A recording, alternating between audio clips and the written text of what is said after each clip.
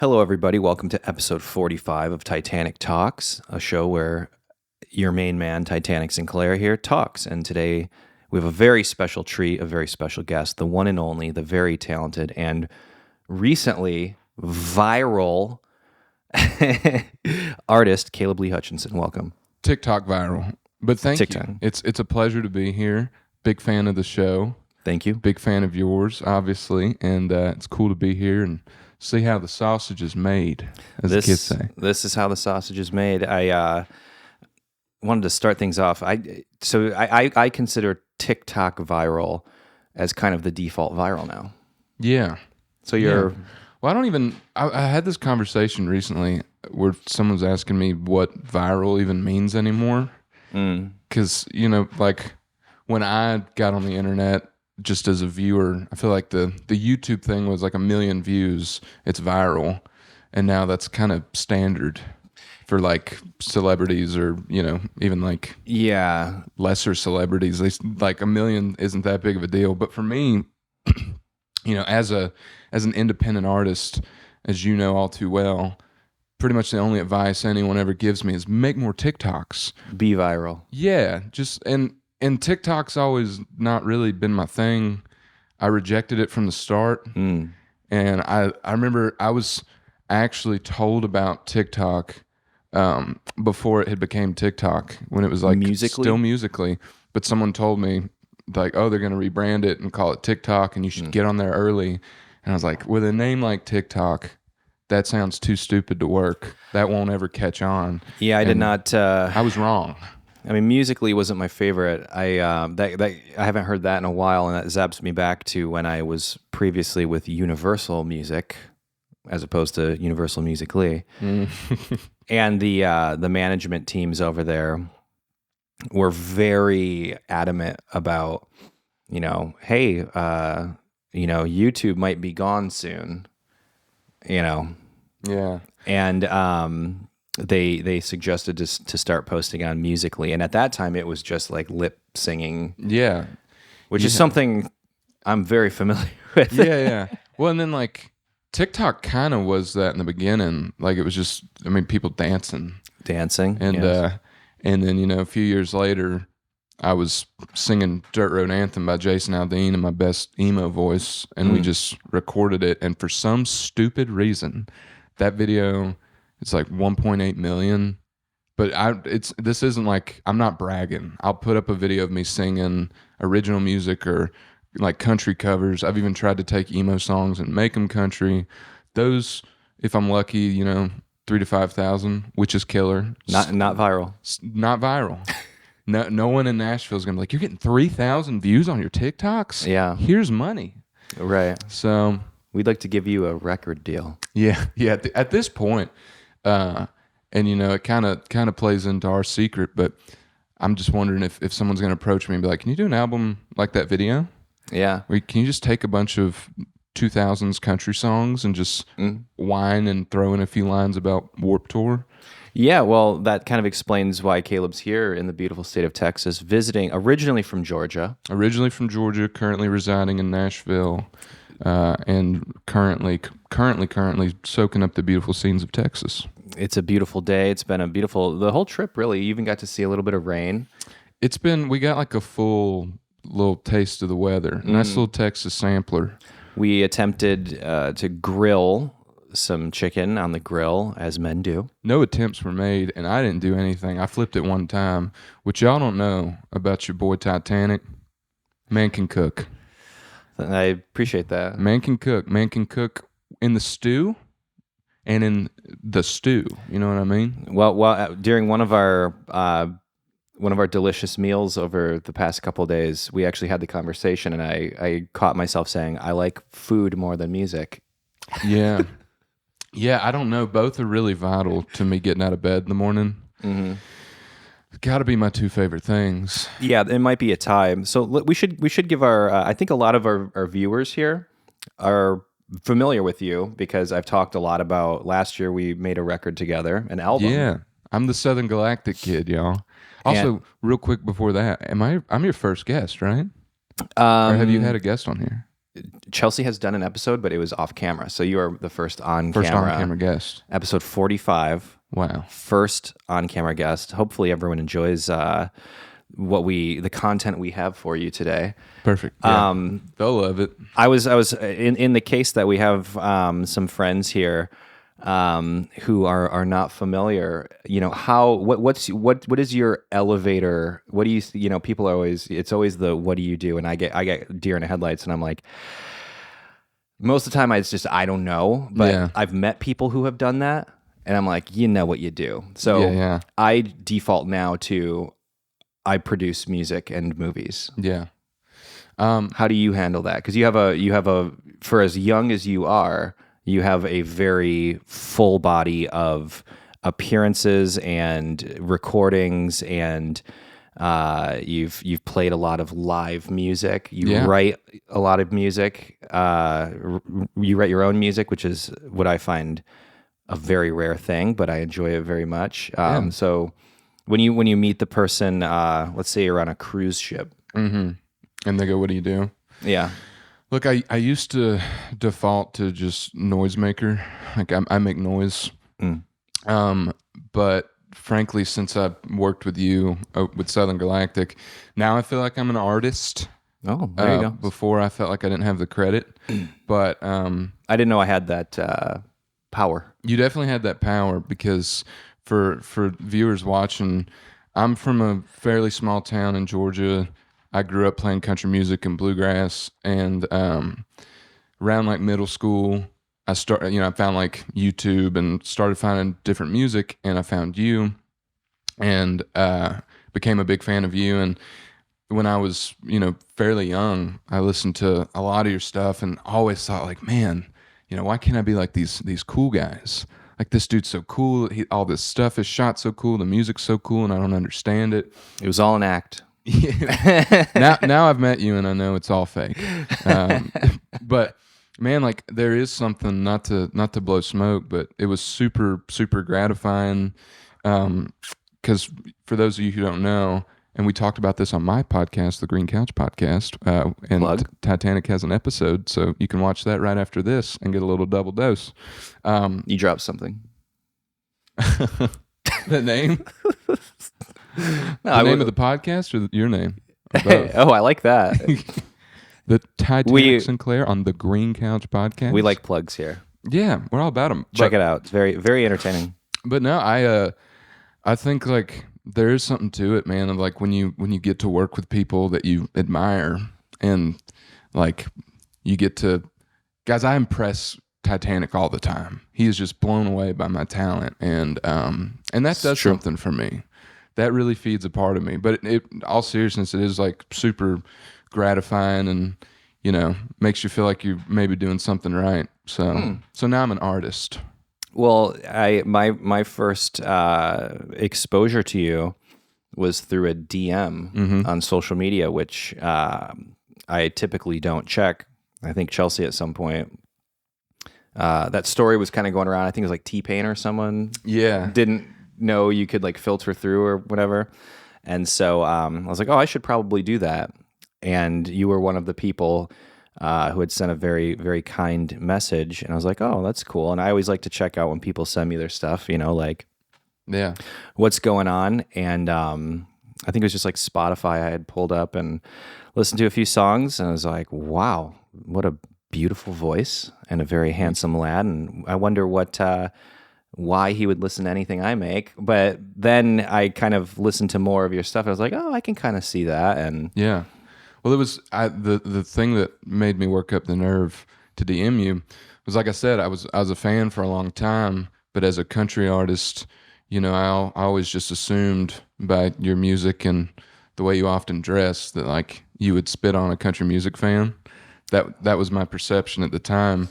And then when you dropped Texas Dream, I was like, what? It was my two of my favorite things coming together. And it's one of those things. I don't really DM a lot of people, but I mean, it's weird to think about, but I've been listening to you for realistically over 10 years now. Like I was like 14. Yeah. I'll be 25 pretty soon. So yep, target market right there. yeah. But man, like just all great relationships, friendships. It starts in the DMs.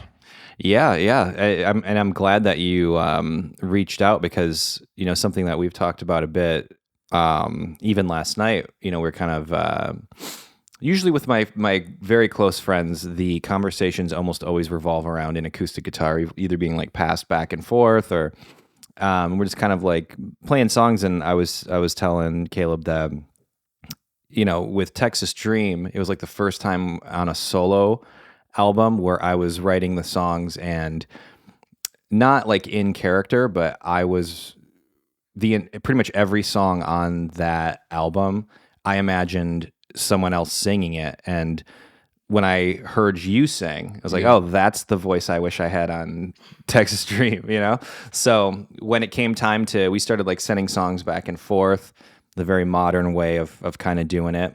And it was just voice memos, Yeah. A lot of people who watch this, they're singers and artists themselves, and a lot of people who are just kind of getting their feet wet with it. And, from the jump, kind of my, I guess, hope for this program is for those people to where, because I didn't know anyone like who has been through the biz, Yeah. who truly was just speaking honestly about like, here's what I went through, and made a lot of mistakes, but I think did a lot of things right. And this has kind of been a platform for that. And so, I think there's a lot of mystery about like music production and songwriting. And last week we had a great question about, someone was a singer but doesn't know how to play guitar or piano, and they're like, how do you do these instrumentals? And I have a separate video just dedicated, almost like a visual essay, I'm kind of calling it, kind of going into depth about that.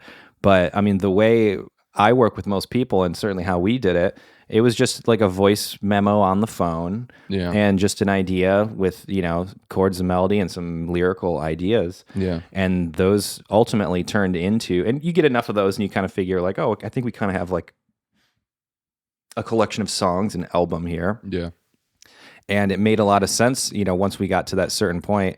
And inevitably, and I think we said, one of us, I probably said before you even came down to record, we're probably going to get like 2 or 3 that we just write on the spot. Yeah, which we did. And so some of my, almost definitely my favorites on that record. Yeah. But I mean, you had a bunch on there because the first time you work with someone, you don't really know. We won't name names here, but I'll name one of the big groups. I knew someone in the past who had worked with the Neptunes.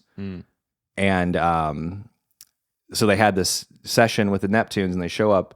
Pharrell wasn't there, but the other Neptune was there, and it was very quickly realized Pharrell may have been a significant part of the Neptunes' part of the success. Yeah. That would check out. And that was always my fear, because I don't want someone like you coming down and being like, oh wait, like you can't write or produce anything. No, I mean, look, we both took a risk. Sure, yeah.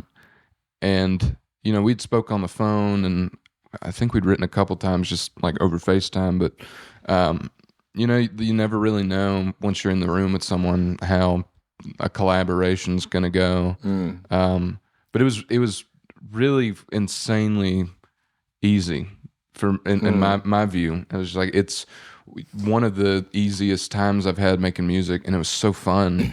And it's kind of cool. I feel like our musical journeys in terms of like what we like are kind of in reverse, because like I started in country music and then like went and found I went to rock and then got into like cool kid music kind of later, and I'm still trying to pretend I'm a cool kid. What would you consider at that time when you were younger and you found cool kid music? What was it?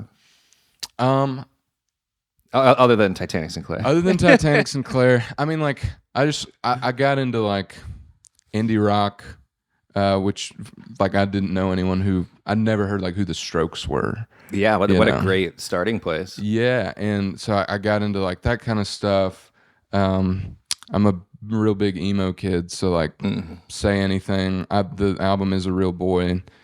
I've referenced it to you every time we've wrote anything, even if it's country.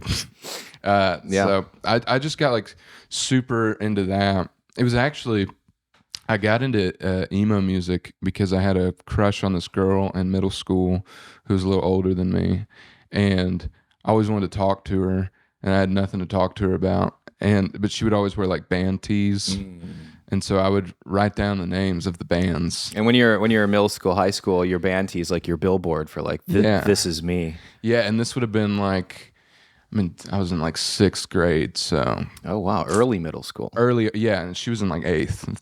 That was Wow. brother. I had some cojones with that one. Yeah. But I remember like it was more like post-hardcore. Like I think you hopped off the emo thing at that point. About 04. Yeah, this was like 2011 or something. Because when I was in 6th grade, that was probably like 1997, 1998. That was a good year for me. And you were born in 99. Sorry. But no, like, so it was like Pierce the Veil and all that stuff. But then like, I like a lot of that stuff. But then when I got into like Taking Back Sunday, Saves the Day, all that stuff, and then I just started finding weird things. Yeah, I like stuff that I haven't heard before. That era too, the emo era. It's great because it was like, from a production standpoint, it was kind of like really the beginning of Pro Tools taking over. And Napster had already happened, and so people weren't buying music anymore, which is great for artists. And but the shareability in MySpace and a lot of what I would consider poorly produced from a technical standpoint, but really cool production, especially in that emo kind of realm, people were taking a lot of chances in a way that I think, because of the technology, a lot of those singers, Say Anything, Saves the Day, those are two great examples of like, maybe not the major labels throwing tons of money to go record in a big studio, because, it's almost in like the weird to compare emo bands to Bob Dylan, but, Bob Dylan, there's the classic quote, I think it was on Don't Look Back, where someone basically is critiquing his singing. He's like, "Oh, I can hit all the notes. You just got to listen for him." Yeah. And within that genre, we talked yesterday how like My Chemical Romance probably solidified and perfected that craft. Yeah. But by that time, as you were saying, I guess 03, 04, I was kind of making my departure. 03, 04 for me was like exclusively Elliott Smith and Radiohead. Yeah. Though I still listen to a lot of Saves the Day, but my path into the more Elliott Smith, Radiohead kind of stuff was an emo band that was Saves the Day, because they made In Reverie, which our longtime viewers here know that's one of my favorite albums of all time, and that was produced by Rob Schnapf, who also did Figure 8, Elliott Smith's, they're all great. And so I was like, oh, and then I started thinking more about producers. And back then we actually had CDs, so you would see the liner notes and see who did what. And it's like, well, if that producer likes this band I love, and I think that this album's incredible, I wonder what else they had done. Yeah. So, man, I Southern Galactic and the EP that I released right before it were the only things I've ever done where I haven't made CDs. Oh, yeah. And I think it's shocking to me how well CDs will still sell. Recently, especially. Yeah. Do you think the tide will turn, like how records have come back in popularity, that like at some point people are going to be like, I only listen to CD? Well, I think we're already there. Yeah. There's a lot of, there's a really funny anecdote I saw on the World Wide Web this week.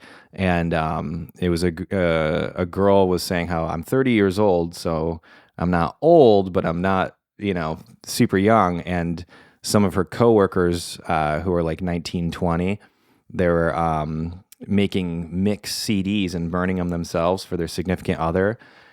Sort of kind of how like when I was a kid, we would make mixed tapes. Yeah. And they had bought like a Walkman, like a portable CD player, and they were trying to, they're like, this thing didn't come with a charger, and they were trying to figure out, they thought the headphone plug was to charge it. And they didn't realize you had to put AA batteries in it. Speaking of, I want to check. Can you give me a level check? Level check. Okay. Cool. We have 2 microphone systems here today. Yeah, We're I'm changing it up. Man, my dad used to I used to think it was like magic, but when I was super young, he had like songs on his computer that he, made like I would ask him to make me a CD. Just like, can you make me one? And he would just put like a bunch of different music on it. What kind of stuff? I remember the song I was obsessed with was Abracadabra. Abracadabra. Wasn't that I want to Steve reach Miller out Band? and grab ya. Was it Steve Miller, really? Maybe I'm really wrong, but I wouldn't be surprised if it I know was. someone redid it in like the 2000s. Sugar Ray. Was it Sugar Ray? Yeah, it was on 1459, a clever album title for... I'm just now learning that because it's not like I was asking who is this. I just went to school and was like, I have a CD. I only know that because when I wanted to be cool for the girls in 6th grade, that was the album I was listening to. Yeah. So, hey, have you heard the new Sugar Ray? Dude, Sugar Ray's great. Yeah, Sugar Ray's incredible. Fly is unbelievable. Like... that song came out in, awesome 97, and it's still the song of the summer. Yeah, no, it's I incredible. mean, well, both of those. Sugar Ray slept on. He doesn't get the respect he deserves. I like how Sugar Ray to you is just a guy.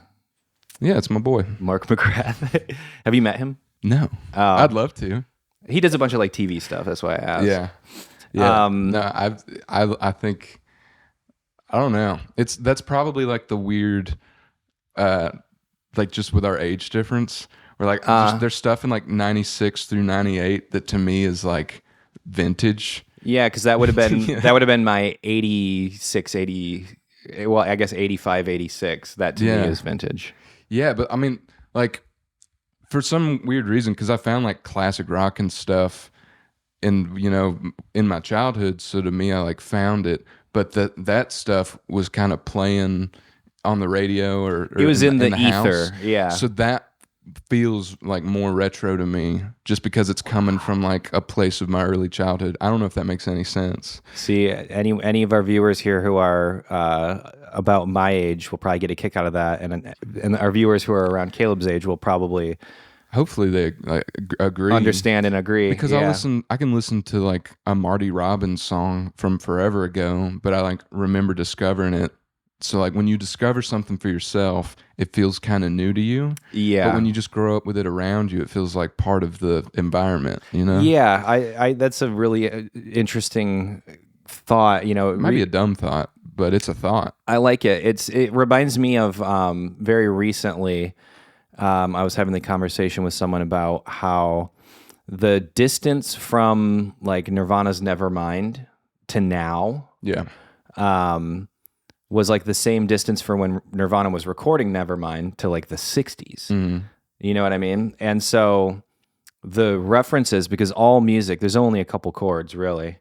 And though there are technically chord extensions and different, sixes and sevens and all of the different ways to combine them, there's really only kind of a handful of progressions, I guess, like what do they call them in the Nashville number system? Like the way they're arranged. I can't remember what the term is for that, but I always smile and nod in Nashville when people are like, "Yeah, go to the 4," and I'm like, "Yeah, G A B C." like, man, we're playing chords here. Let's not be weird about it. But those combinations, like the what's the I mentioned this on a previous episode. David Bennett Piano is a great YouTube channel, unbelievable music teacher, and a young lad over across the pond in jolly old England. And he had made a video about how Taylor Swift has used the same chord progression 21 times successfully. That dude's got a lot of courage. Which is wild because I have a few that I really like that I've used quite a bit, and every time I use them, I'm always like, am I doing this one again? But if you change the key, it feels different, and it's all about the melody and the lyric. Yeah. But I guess what I'm getting at is there's only a couple of I guess every song we've even referenced right now, I bet there's probably only like 3 or 4 progressions. That are in there. I'm sure if we named 30 hits, there's 3 melodies. Yeah, exactly. But that's and maybe 3 chords. But it works. That's the thing. Yeah, it works. if it ain't broke, don't fix Like, it. if I could have, how many number ones did Taylor Swift have with the same melody? Yeah. Give me those. And I that's something I really enjoy about Nashville, because my something that we have in common but does kind of split our paths is my experience in doing the writer thing was all in Los Angeles, and there's always kind of a thing that I noticed in LA versus when I write with Nashville-based people. And in LA, you tend to get people, there's a lot of people who don't know like any music theory, and they don't know the number system. But it seems like just about everyone in Nashville, like especially the ones when you do like the kind of like real deal sessions, that makes me kind of feel like inferior, because there's just a kind of a different way of doing things. And I know you've had a bit of experience in both Los Angeles and Nashville. Yeah. What this would be a good one for our viewers here who are maybe thinking about taking that dive to move to Nashville or LA or New York. The session things, I've never had a good session in New York personally. Never done one in New York. Yeah, it's just I'm too stressed to even think about music when I'm in New York City. I've never done anything in New York City other than Panic. Yeah, same. We have that in common. Yeah, for sure. But what's your perspective on how that? Because it feels like Nashville is very encouraging for as kind of oversaturated as it is. Yeah. For songwriters. Yeah, I think. I mean, I'm less experienced writing in LA. I've only done it a handful of times, and I was always writing with friends, so that made it easier. That's the way to do it. I think the thing that I've noticed is it kind of just depends, because I've had LA experience and Nashville experiences where they're like, let's write a hit. Yeah. Like, let's write a big tasty pop hit or a big country hit. And I don't like that approach. I think like write something, and if it's real good, it'll be a hit. Yeah. And like Silverado, Sweeping the Nation, available now at Southern Galactic on all streaming platforms, produced by Titanic Sinclair. But my point being, I think like Nashville's probably a little more laid back, but I think so. I think the differences are starting to be less big. Because you have a lot of Nashville people going to LA people coming to Nashville. A lot of crossover. There's a lot of country writers who are writing country pop songs, which no shade, but pop music with a twang. Yeah, twangy pop, and that makes the formula kind of different. I'm really not the best person to ask, because I've been really fortunate. Some of my best friends are respected writers in town, and I've wrote with them, and they get my vibe and how I like to create, and they go, you should work with this person and this person. So I've kind of been fortunate to kind of find my class. There's that whole thing in Nashville of like moving there and finding your, like, everyone comes up together, that whole thing. Yeah. And it's kind of like high school. I haven't really found my seat at the table yet. I'm just kind of hopping around, but pretty much everyone in my experience has been super gracious, and then the bad ones, you just write a bad song as quick as you can and leave. Yep, been there before. I've done it many times. My best Nashville writing story is I was writing with a person who will remain nameless, and we were talking about like country music, and I was like, so what kind of stuff do you like? And he goes, man, I'm super into old country. I was like, that's cool. Like, cool. Like, what are we talking? He's like, like Kenny Chesney. And cool. I like a lot of Kenny Chesney songs. Yeah, he's great. He's not classic country, not yet. We need some more time on the clock. Yeah, for that. And I'm sure he'd appreciate me saying that. Yeah. FYI. But so like at that point, I had a notes app. Like on my notes app, I had a file that was just I was writing down fake country song names that I thought were funny, like really cliche, and I just started reading them off, and then I said one. He's like, dude, that's genius. Cool. And I was like, cool, I know exactly how this sounds. Yeah. Let's write a fake Luke Combs song. Yeah. It's always weird when you're in the middle of writing something and it's just you just know it's not yours, Mm-hmm. which is cool too. I mean, look, I one of my favorite things is writing from other people's perspectives, and I mean, I wrote songs for women for probably 13 years, Yeah. and that I think really did kind of inform me. You tap into a different part of your psyche, which is cool, but at a certain point, it's like, well, what do I sound like? And I feel like when you started sending me what would become Southern Galactic, the challenge for me was, earlier we were talking about how there's, pop music with a twang, and I wanted to take classic country songs and give them like a pop varnish as opposed to the other way around. Just because that's something that I can't help but do in production, because that's just what I grew up with. Like, at home, it was like my dad was always really into like, and there's always like the classic rock stuff. And in his case, it was mostly like late 70s and 80s. So there's a lot of Queen going on. Both of my parents love Queen, as do I. But getting kind of specific, like my dad he was into like the hair metal stuff. Yeah. Van Halen was like top tier. But he was really big into like, I'm just trying to think of like album covers, because he had a huge record collection, like Mr. Big. I don't know if you ever listened to Mr. Big. And my mom, on the other hand, I mean, was just my parents were quite young, so she was really into like Madonna. Okay, yeah. And Elton John, and she loves George Michael. Yeah. And so there was kind of this crossover, and the first cassette I ever got was the Ace of Base single, The Sign. And I think All That She Wants was the B-side.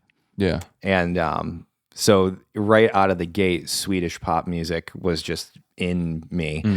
And so, you grow up, and then you fuse all of those influences together from your parents, and then the stuff that you grew up listening to. And I was very lucky, I had Green Day, Dookie, and Nirvana Nevermind were two of my first CDs ever. Yeah. And so that just never went away. And when you combine all that stuff together, and it took me with country, I was that dude who was just like, oh, I pretty much like everything but country. And then I think it was really, it's weird. There's always this debate. I always see it online. People are like, is Johnny Cash really country? It's like, come on. And that's a debate. Yeah. I think it's with Is Mick younger. Jagger a front man? Yeah. Let's talk about it. But the one that really kind of got me was, maybe we've talked about this, but Townes Van Zandt. I got really into Townes Van Zandt as I was writing Texas Dream, and that I just kept going further and further back. And so, though I've only probably like 5 years really of what I would consider being like a country music fan, when you say like classic country, like as far as songwriting goes, there's pretty much Hank, and then the rest of classic country. Yeah. And, just yesterday we were driving into the city yesterday, and what was it? The Outlaw Sirius Shooter station. Jennings' and show. So Shooter was playing all these Waylon songs, and to me, that like Waylon was kind of one of the main influences for me going into making Southern Galactic. Yeah. And it was specifically the bass just being cranked and letting it be groovy. Yeah. And to me, that is something that I think a lot of people who don't listen to country music don't realize is like there's so much really nasty groove going on in a lot of it. I think like a lot of genres fall into like most of the people who say they hate a genre hate like the stereotype of it, like the modern radio. Plenty of people don't like hip hop because they think it's all about like a club or violence or whatever. Yeah. And it's like, no, there's really great hip hop music. Yeah. There's a lot of great pop music that isn't just about like a girl in a club. There's a lot of great country songs that aren't about a girl on a tailgate on a dirt road drinking beer. Yeah. To me, country music isn't my favorite genre because I was born in the South and I feel like I have to. Like I listen to pretty much everything but polka, and country music is my favorite because I find it the most interesting. I find it to be my favorite way of like expression.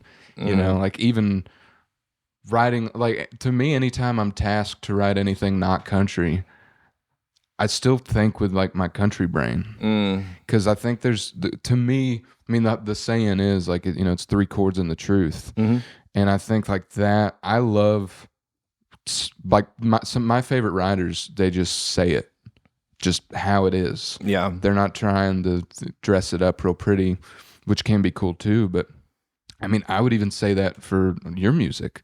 Like I Have Teeth has that same quality to me of like, you're like saying it with your chest, as the kids say. Yeah, and I know what you mean. It's cool. I appreciate that. I hadn't heard the three chords and the truth anecdote until I think I had watched maybe it was the documentary about, I can never remember his name, but he wrote, remember when we were out?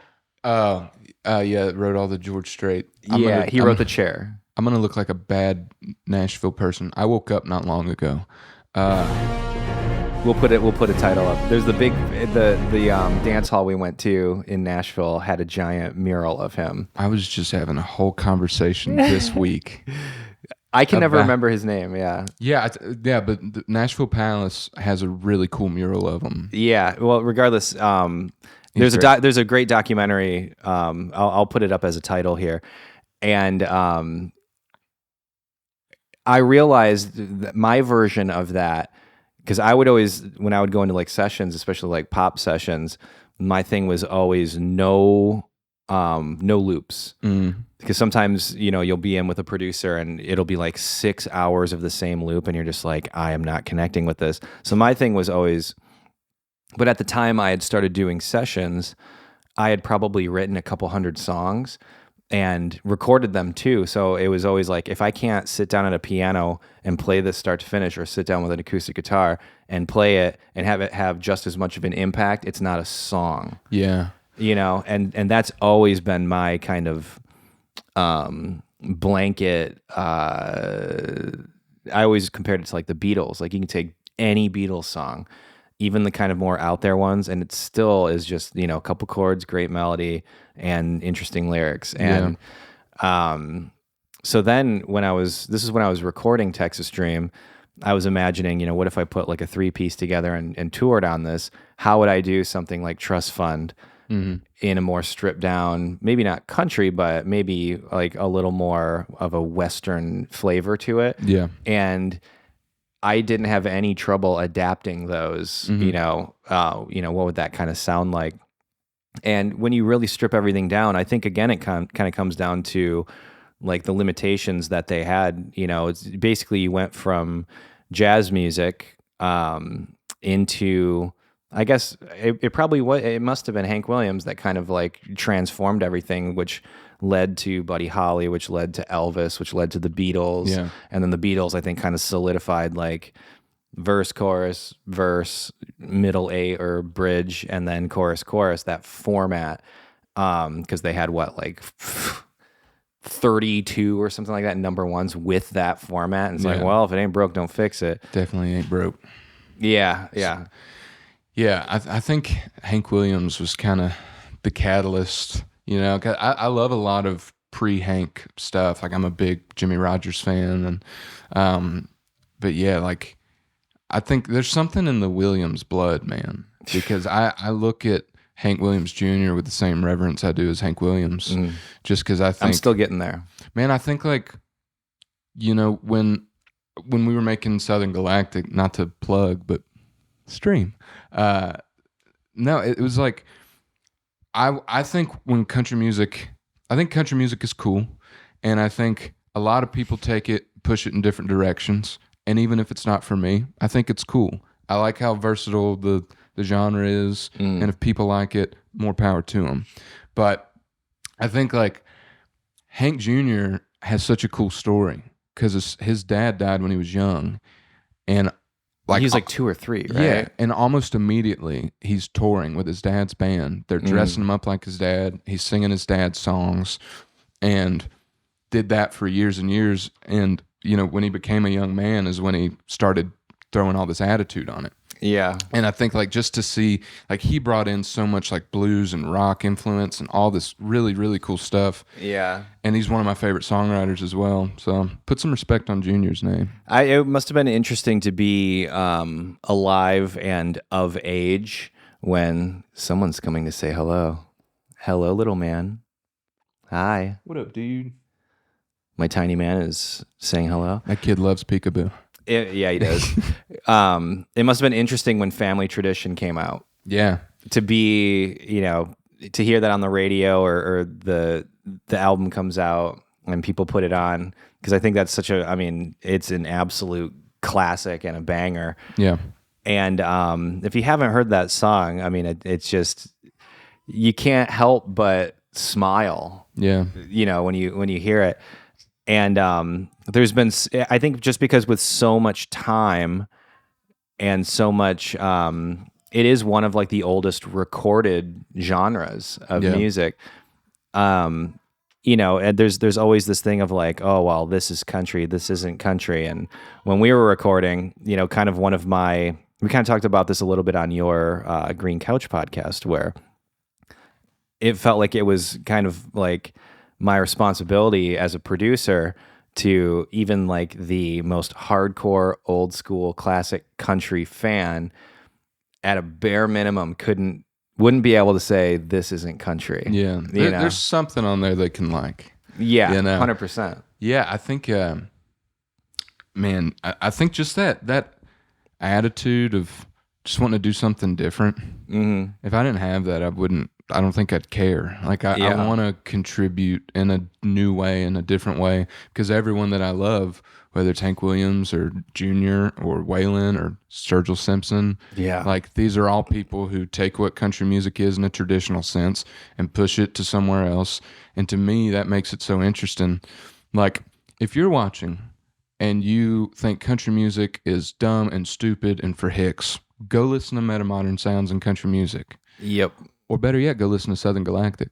But seriously, like not what you say, my friend. Well, Metamodern Sounds was like I was in LA and I was shooting a music video, and one of the people on the team, there's some downtime. We were waiting for something to set up, and my default question, usually if I don't really know someone very well, it's usually like, what are you listening to? Because everyone has something that they're listening to, even if it's just, podcasts or whatever. And they brought up Sturgill Simpson. And I was like, oh, I wrote it down and I listened to it. And that was the first, like, talk about a seed being planted. Mm-hmm. And very quickly I was like, oh, I didn't know it could be like this. Yeah. And in the same way, earlier we're talking about, emo music or like really any genre. There's always that one catalyst, and I think anyone watching probably leave it in the comments. What was your catalyst into a new music genre? Because I think people would be very surprised when I'm driving. It's pretty much exclusively country or jazz. Like I don't, or something I just recorded and I'm just like checking a mix. Yeah. And that is my kind of go-to, because jazz and country have an interesting thing in common in that it can really be like atmospheric in a way that it just makes me feel good. Even though a lot of, especially classic country, is like heartbreaking songs, but as a genre, with a lot of modern music, it's very rare for me to feel what it feels to be a human being, and you could say the same thing about top 40 for the past 60 years. But to my estimation, and I'm probably wrong about this, but I guess maybe from like the 50s up until maybe 2000, you can go through the charts and pretty much all of them are either I love you, I miss you, I want you, I hate you. Yeah, isn't there like an Alice Cooper uh, thing where like back in the day where he's like talking about all these songs? He's like, "We don't care. Tell us about your girlfriend." It's Oh like, wow. is she hot? Do you miss her? Do you love her? Wow, Because that's we interesting. don't care about anything else. Just tell us about your girlfriend. Oh, okay, that's cool. That Yeah, I didn't hear that. yeah, I'll send it to you. It was a cool clip, Man, Alice but it Cooper, is what a true. Like that's the through line through most music. yeah, and how many times are we gonna hear, you had a really interesting thing about I'll let you phrase it the way you did but kind of the idea of, like what I was gonna say is how many times are we gonna hear like, hey, look at how much money I have and look at me at the club or look at me. Yeah. Yeah, well, Sierra Farrell was talking. She's on the Zach Sang show, and my buddy Grady Smith, who has a great YouTube channel as well about country music, if you're wanting to get into the genre. He's great. Yeah, really, it's a sweet dude, very very smart. He's great. He's great. But Sierra Farrell, I think Zach had asked her like, what's the problem with country music? And I'm not going to say it as good as she did, but she was basically saying like country music at its core is like for normal people, for like working class people, and they're about their hard times and their good times, and sometimes you laugh about your hard times, sometimes you cry about them, and she said nowadays it's become more about being a stallion, like just showing off how cool you are and how you can get every girl from Broadway and this and that, and so. Yeah. I think that's there, and that's a fair complaint. But I think, like to an extent, all of these different little pockets and subsects of music are kind of always there. I just think it like what's popular shifts, because I'm sure like at every point in the road someone was doing something like that, but Yeah. now it does seem to be like kind of the thing. I will say though. My hopes for country music, like I feel so much better about country music than I ever have at any point being alive. When I would agree with that. yeah, when I was a kid, like, and I just thought I was so cool and edgy that I was like one of these country music is dead and what is this? Mm-hmm. And then in my teens I found like Jamie Johnson and Sturgill Simpson and saw like, oh, people still do this. And I think I kind of realized like people are always kind of doing cool stuff. You just have to look for it. Yeah. And The delivery mechanism can be, which for the longest time was just radio, and whatever, whoever was in bed together and knew the promoters and was on the right label with the right promo team and all that. But yeah, I guess with Spotify, there's just so much like we have the power.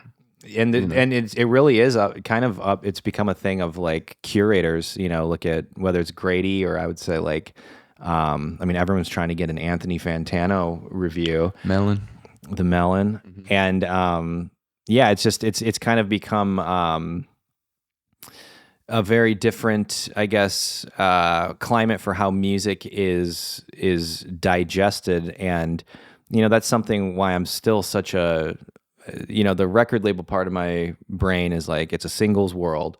But as a fan and as a listener, it's just like, I feel like I need the album because, and that's why I was so excited to do a whole album with you, is because it's like, we had all these songs, which are exactly what you're talking about and heartfelt and just the three chords and the truth thing. And then what I felt it needed was that like a little bit of a stallion thing. And so balancing that out on an album, I think is a really fun game to play from like a songwriting standpoint, because, an album is a great way in, 40 minutes to, I guess, an hour sometimes, but to really get inside someone's head for just under an hour, and like see who they are, and that is a something that I really hope in our lifetime we'll kind of see like the return to the album, because well, I think we will. I think a lot of people, especially now, like there's so many singles and people like, do this dance on TikTok with my new song. Yeah. I think people really enjoy, at least I personally really enjoy like a piece, a body of work altogether. And with Southern Galactic, like we couldn't have made that singles or an EP. Like it was an album. It just was an album right away. I think I first came to you with like 8 songs or so, and I wrote those about my life as it was happening, as it was shifting, all these different things. And I was like, that album to me is just last year, like encapsulated. Yep. That is that. I can listen to it, and whether it's like one of the super sad ones, like I remember feeling that, or if it's remember exactly where I was. Yeah, right. And it's cool, like just to see. I see myself, my own like life in that album, which just makes it so much more special. It's not to sound like cliche, but like it's a little piece of me that'll be here when I'm gone. Yeah. And I think for me too, like one of the reasons that my 2 favorite genres are country and emo is I love when people are way vulnerable, maybe a little too vulnerable, because those are the times where I have that moment where I go, oh, that's me. Yeah. That's me in that song. Yeah. I am just a normal boy, Yeah. I'm simple and I'm paranoid. And like that's me. Yeah, So- that was something when you're young and you're just starting out. There I think is always kind of that thing like, I want to be successful at this because I don't want to work a normal job or whatever. And there is that tendency to peacock a little bit and whatever, and that's great, and I've done it too. But luckily, when I was doing that, I didn't know how to record. So by the time I got really into recording, that's just like Logic Pro for me. Some people have like a journal or a diary. It's like I have Logic, and that's always been my like way of trying to formulate. Because anytime you have any sort of confusion or stress or anxiety in life, or really happy, blissful moments, we always have this kind of like rotating potion of thoughts in our head. And what I love about writing songs is it kind of forces you to whittle it down to a couple sentences. And like, what does that feel like? And that's something I'm really happy about. I know a lot of people who, just will refuse to play their biggest hit. And a lot of the times because, well, they probably don't want to play it and sing it every night because that has nothing to do with them. Someone else wrote it for them, which I get, but I could take out of any of my albums and EPs and play it every single night with feeling and usually if it's a song that connects with people, like it's a mutual feeling that you have together. And that's like the magical and like powerful, like element I've always felt about music. And it's that connection, like not to sound too hippy dippy, but like that's the truth of it. That's why so many people are so passionate about their favorite band or their favorite artist or their favorite song. Cause like it sounds cheesy, but when these people are like, so-and-so saved my life, it's like they might have. Yeah. They really could. That could have been your only friend, was like listening to that album. Yeah. Or like, whatever. So I think it's such a privilege to get to make stuff.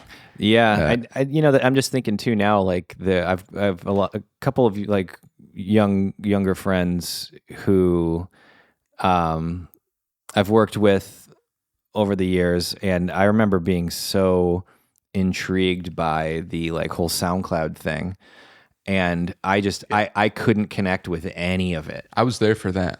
That was like your prime time. That was what my age was for. Yeah. When and XXX Tentacion and Juice WRLD and Lil Peep. And, Suicide Boys. I was there. And it took me until, unfortunately, most of them have passed away. Yeah. And it wasn't until after, and you kind of see that legacy, and I was like, I should really give this a shot. And I realized that for me it was a production thing. I just didn't like the production of it. It all kind of sounded samey. Yeah. And the whole auto-tune thing, like I think when used cleverly it's fantastic, but when it's used as a crutch, I understand. I mean, me of all people, like I know, like not everyone is blessed with a voice like yours. Get out of here. But it was when a friend of mine, he like kind of forced me to. He's like, you gotta listen to this song, and what I ended up doing actually is putting it on Spotify and not listening to it, but reading along. Oh yeah. And then I was like, that Yeah. is why. Man, like I kind of the reason I got into SoundCloud, and it was kind of the opposite reason, because I wasn't listening to like Lil Pump. I wasn't going for like He was party Gucci music. Gang, right? Yeah, yeah. My Billa do cocaine. Yeah, that's Pump. But not, like I thought it was so cool for me, even though I wasn't at all in that genre. Like a lot of that stuff that blew up on SoundCloud was someone taking like a beat from YouTube and rapping and singing into their iPhone, and like just mixing it on like GarageBand on their phone, It's uploading insane. it, Yeah. and getting millions of views. And for me, who is not a producer, I always thought that was so cool. Yeah. And there, yeah. and I mean, I think about it, like there's so many like tapes and B-sides and stuff I listen to that like I'm not listening for production. It's just cool. Like when you're listening to like the Rivers Cuomo, you know, all of his at home stuff, like from a production standpoint, like a lot of that isn't good or correct or whatever, but like I don't care. I love it. Yeah. And so there was something about the SoundCloud period that felt very grunge. Yes. It was like the new grunge wave, you know, where it's like, oh, people are playing in garages. Yeah. It's like, oh, people are rapping in their closet into an iPhone. Yeah. Like it had a similar appeal to me. Yeah, I never really saw it that way. And on the Weezer note, I want to say something I learned over the past couple of days working together, because we're always, and this is always the same way with all my friends, where when we're recording stuff, half of the recording sessions are just sharing songs. Yeah. And Caleb had turned me on to the demos. Oh, yeah. From all of the Weezer albums I cannot stand, and the demos are unbelievable. Yeah.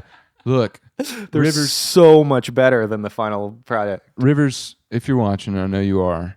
The one that I showed you is my biggest one. Haunt You Every Day.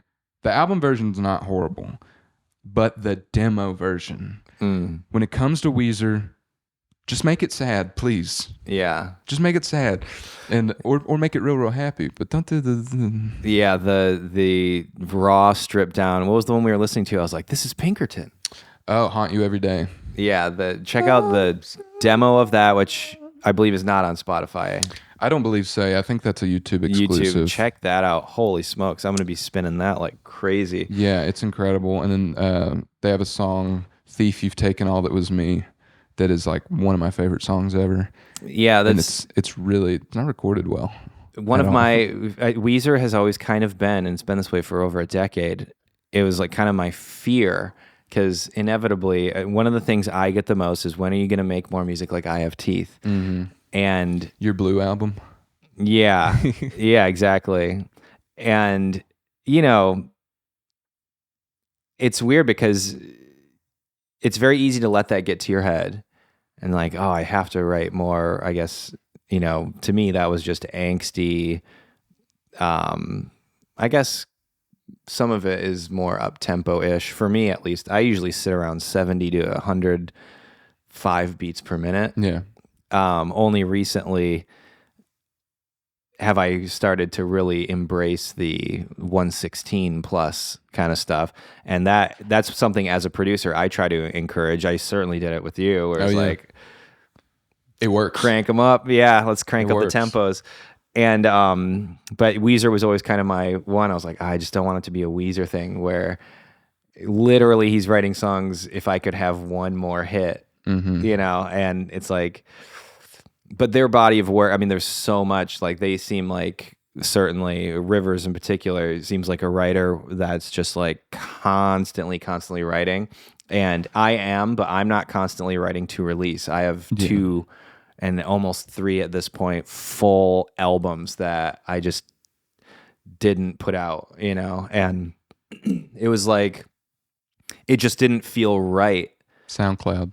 Yeah, I know. And I'm getting more okay with the idea of just dropping them as demos, because some of them I just have MP3s of, but but that's something I over the past couple of days I've appreciated working together on something where you came down here. We didn't really know what we were gonna do. It was just like, oh, let's see what happens. Let's record some, Yeah. And we ended up with like a handful of songs where I'm like, I'm excited about recording again. I'm excited about putting these out and dressing them up with like new production ideas that I have. And there's one in particular that it just has that.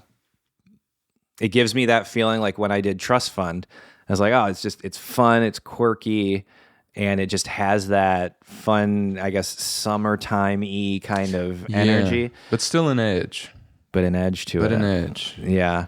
Yeah. I'm certainly, to me, that has been the one so far where I'm like really just jazzed on it. I think everything we've done is really fun. Yeah. And I'm surprised, as always, how quickly things come together when we record. But yeah, well, dude, I think we have fun. I think if I came down here and we were having a miserable time making music, we'd probably just play Fortnite.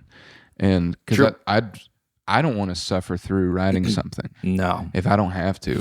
If you're not having fun, that is the worst. Like feeling. It's so fun to make stuff with you. Because like, let me just talk to the audience real quick. This dude's so smart. Like, and granted, I'm also a bit of a caveman when it comes to most things. I know how to play guitar, kinda, and I know how to write songs. Take it from a caveman. I'm smart. Yeah, he's real smart, and so it's just so cool. But I like to think I have like ideas because I know the things that I like. I just don't know like what to call them. So I can go to you and be like, "What if it's like a and then you're like, "Oh, like this." Yeah, and I'm like, "Hell yeah, that saves so much time for me." Yeah. So it's such a luxury to get to make stuff with you. And I was just talking to my dad last night. I'm like, if I did this twice a year, it's a better education than like Belmont or Juilliard or whatever. Those people ain't got nothing, nothing on you. I really do feel like I learned so much, either like talking to you about music or you showing me music or seeing how you produce and how you like will mix stuff around. It's a privilege to get to see it firsthand. Thank you. I appreciate that. I mean, likewise, it's like that's one of the pleasures of, as I've kind of become more of a producer. I've always produced all my own stuff and the stuff that I work on, but I was like, I think kind of shy of calling myself a producer because I felt like that would maybe, I would think about the producers I had worked with in the past and, some were great, some weren't so great, at least the stuff that we made together. And now that I'm comfortable kind of wearing the producer hat, it's my, the luxury for me is being able to work with people. Usually it's people younger than me now.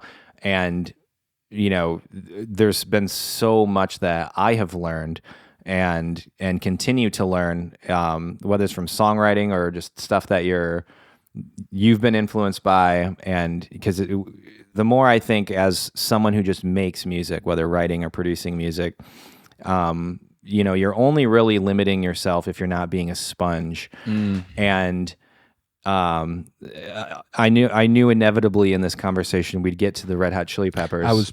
I'm sitting here going like, how do I get there? And I'm considering he has the ink, and we both have matching tattoos. We both have a smoking skeleton with a cowboy hat tattoos. We do, yeah. What's funny is this is turning like, so I got it right before I came out here last year. So I would have got it in like March. So this bad boy is almost a year old and it's not finished. But I'm gonna get it finished real. Sometimes they take a bit of time. Let me just show you guys. It's pretty sick. Woo! And that was the inspiration that I gave my tattoo artist. Yeah. And I don't even know if I can get to mine. No, I can't get to mine because I'll pull up a picture in post here. Yeah, no, yeah, we got a real vibe going. But yeah, let's talk the Red Hot Chili Peppers. Yeah, I was gonna say, on that note, I'm a ways away from Chili Peppers tattoo. Yeah, well, here's the thing, man. I think it made sense. That would have made sense to me before I knew you, because from the internet, you didn't always seem like a real have a good time kind of guy. Yeah. And I was like, oh, maybe you don't like joy, and you don't For a like while there, liberation and freedom and love and funk and the power, the cosmic entities that are within us and around us and all that jazz. But now I know you.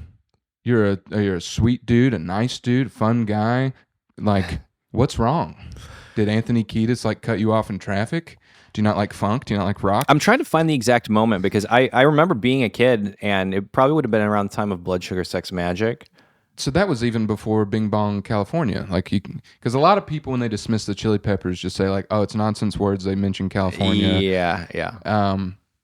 How did you heard Blood Sugar Sex Magic and weren't like, this is insane? My friend in high school, Alex, who introduced me to Radiohead, was also a very, very big Chili Peppers fan. And sounds like a cool guy. You love him, right? Yeah, he's a bass player. Nice. And if you like the Chili Peppers, you're a bass player. Yeah, or you want to be. I think there was just like key moments. Like I never had a Chili Peppers CD. So I never took the time. It was always just on like I would see it on MTV. Yeah, and on the radio, of course. And yeah, they've got massive hits, which I appreciate them. Under the Bridge, I believe is the name. Yeah, the first CD I got was Californication. So I remember when that came out, and I think it was so overexposed. It was so big, and congrats to that. I get it. It's they deserve to be where they are in rock and roll history. It truly, I think, was. Is it Around the World where he does the bang bang dong dong bang dong dong dang? That just rubbed me in a certain way. That's so fun. And really the final nail in the coffin, I think it was around maybe like the lockdowns actually. And there's a video of Flea in the Hollywood Hills. I think like the exact location actually where I shot, or like pretty much the same spot of where I shot that Borns and Zella Electric Love acoustic video. Which is sick, by the way. Thank you. That was all them. I just pressed record. But good job. Zella and Garrett. Yeah. I knew Zella, but I was like, I guess I don't know Garrett well enough to call him Garrett, because I don't know him at all. You're allowed. Hey, Garrett. But same location, and it's him doing like a bass solo, and they have like he's got his, maybe it's an SVT if I remember correctly, or I want to say maybe it was for Fender, so they probably had him with a Fender amp, and it was passed around with like my production friends in the text circles of like, you got to watch how terrible this is, and it's like the worst bass tone I've ever heard, and I've always. Yeah, it's been a difficult journey for me, and I know that you could probably, any of my favorite bands or groups, like, yes, they have those terrible moments, but yeah, well, not my cup of tea. First off, I'll say that's fine. That's amazing and great for you. What I'll say is, I think the Red Hot Chili Peppers, when it comes to their discography, when it comes to their history, have one of the most interesting stories in all of rock music. With how they formed, like Anthony and Flea meeting each other. Anthony's technically from Michigan. Yeah, he's a Michigan boy. See, so you should be even more. But he moved to LA and met Flea, and then their first guitar player tragically passed away. And then I didn't know that. Yeah, Hillel Slovak. He overdosed. Yeah, it's really tragically, and they were all friends. And they had a different drummer as well. I think it was Jack Irons. I heard the story. Is it Chad? Chad Smith. I heard the story of Chad rolling in on a motorcycle. Yeah, with the long hair. Yeah, and he's like the last guy. But that's also like the broader point. They have a really cool story. I love John Frusciante, which is a big part of it. I love his solo music. I haven't quite gotten into his electronic music yet. I don't think I'm smart enough yet. But even Josh Klinghoffer, who was in the band when John left, and then he decided to come back, and Josh. It was like left. Late '90s, right? Dave Navarro was late '90s. That's right. From Jane's Addiction. That's right. And then John left in, I think, like 2009 Josh Klinghoffer, 2010 to 2020, and then John came back. But just the musicianship, Yeah. that's the word. Because I mean, look, talk about Flea's bass tone all you want. No one sounds like him. I'll give him that. No one has popularized the bass like him. You can't tell me another bass player in pop culture who is more like identifiable as a bass player. And you could argue like Mark Hoppus or I love how you went to Mark Hoppus. I was gonna say James Jamerson, but I guess that's kind of a music person. Ask You're your friend. I think you're right. I think Flea is like the most iconic bass rock guitar player. The one that popped up for me was Fieldy because he makes his bass not sound like a bass. I was thinking of what was the Queen bass player? I'm brain farting. Deacon. Yeah, John Deacon. John Deacon, yeah. Yeah, he's another great example. Or I guess Sting from the Police. Yeah. But to me, Flea is easily... That's a fair point. And I honestly think like just the fact that they started off like doing this like weird punk rap stuff and then like got like funk punk rap and then went funk punk, less rap, and just the diversity over time is so great. And I love lyrics, and we just talked about how much I love like honest, true lyrics. But there's something with the Chili Peppers. They have moments in songs where they do write really poignant stuff, and then they have a lot of stuff where like I don't know what it means, but it tastes good to sing.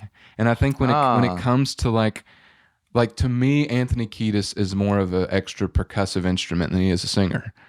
Because when he sings bing, bing, bong, bong, bing, bing, bong, bong, bing, bang, it's just the way all around the world, we can make time. It's the whole thing of it. It's just the thing, and I love them so much. You ever get into Weird Al Yankovic? I love Weird Al. Earlier you said you don't like polka. I don't care much for his polka work. The accordion doesn't do a lot for me. Yeah, that's true. I'm more of an eat it kind of guy. Yeah, I was gonna say yabba dabba do now. Yeah. It's kind of a funny. What was the smells like? He just called it smells like Nirvana. Yeah.